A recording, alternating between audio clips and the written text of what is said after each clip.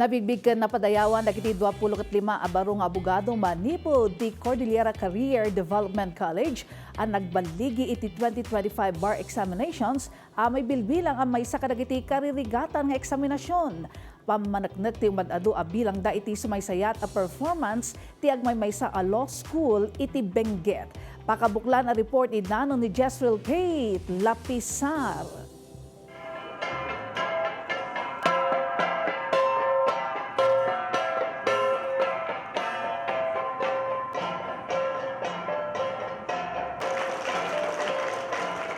Kalpasan ti mano atawan a sakripisyo o rigat kan panagadal, dakkel abang arkan panagyaman ti marikrik na dagiti 2025 bar examination passers manipod Cordillera Career Development College anaan-anayan nga abogado itan. Ni Attorney Joe, kinunana ang narigat ti law school kan may sa daytoy kadagiti stressful a lugar. Ngem iti kalpasan ti 19 atawan nga inuray na kun upat adaras a panag-exam na iti bar saan anawanan iti namnama agingga a makapasa. Panggep na itan at tutukan ti criminal law tapno matulungan kan maipaayan hustisya dagiti bidot a maakakusaran. I have to give a closing to the career that I started. Okay? Kasi hindi ko naman gustong hanging ako eh. I have to give a closing, conclusion sa career ko. Never give up. Be strong.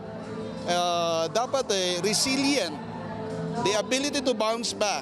Nimat Attorney Paulo, adu dagiti insakripisyo na nga importante nga aldaw kan selebrasyon kadwa kumati pamilyana tapno maigaed na iti agadal iti law school.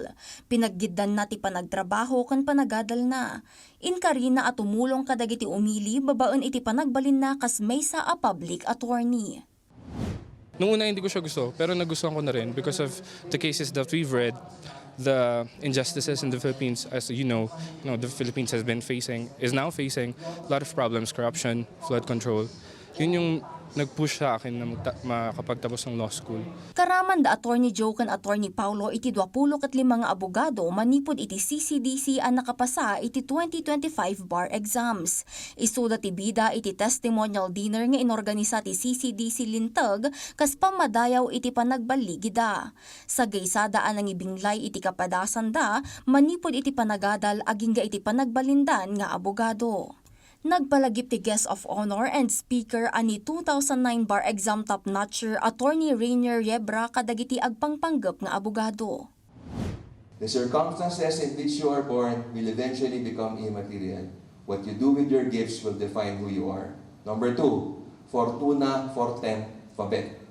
Fortune favors the brave. Pangatlo, there are no right or wrong decisions. It's what you do after that will make it the right one. At adamot ang na-inspire ti second-year law student ani Malvin kalpasan amang ngagna dagiti kapadasan dagiti abogado nga imunakan kuana. Andun yung enjoyment kasi higit sa lahat gusto ko yung ginagawa ko. Nakakuha ko ng inspirasyon dahil sa bawat paghihirap na yun alam mo yun yung parang naliligayahan ka naman sa ginagawa mo. Sipod na ilukat ti CCDC Law iti 1999, sumaysaya at ti performance ti pagadalan ang nakapag-produce iti agarup tallugasot nga abogado. Ang gusto natin kapag na-mention ang CCDC College of Law, sila yung nagpo-produce ng mga matatalino at mga ethical na lawyers dito sa province of Benguet. Kung sa palagay ninyo, para sa inyo ang pagiging abogado, kami po sa CCDC ay nakahandang tumulong para po marating ninyo ang inyong ambisyon na maging isang abogado. Kas kaunaan kan agmaymay sa law school iti probinsya ti Benguet, tarigagay da ang makapataod pay iti nasisirib nga abogado nga addaan iti integridad. We assure them our support. We assure them that we provide them the necessary, hindi lang po siya yung academics, but even because our goal is holistic development of every student. So we provide opportunities for them to develop their talents, their skills. No, we expose them to community services, community extension services. And we have very capable faculty members. Jezreel Kate Lapizar para iti Pambansang TV, iti Baro, Pilipinas.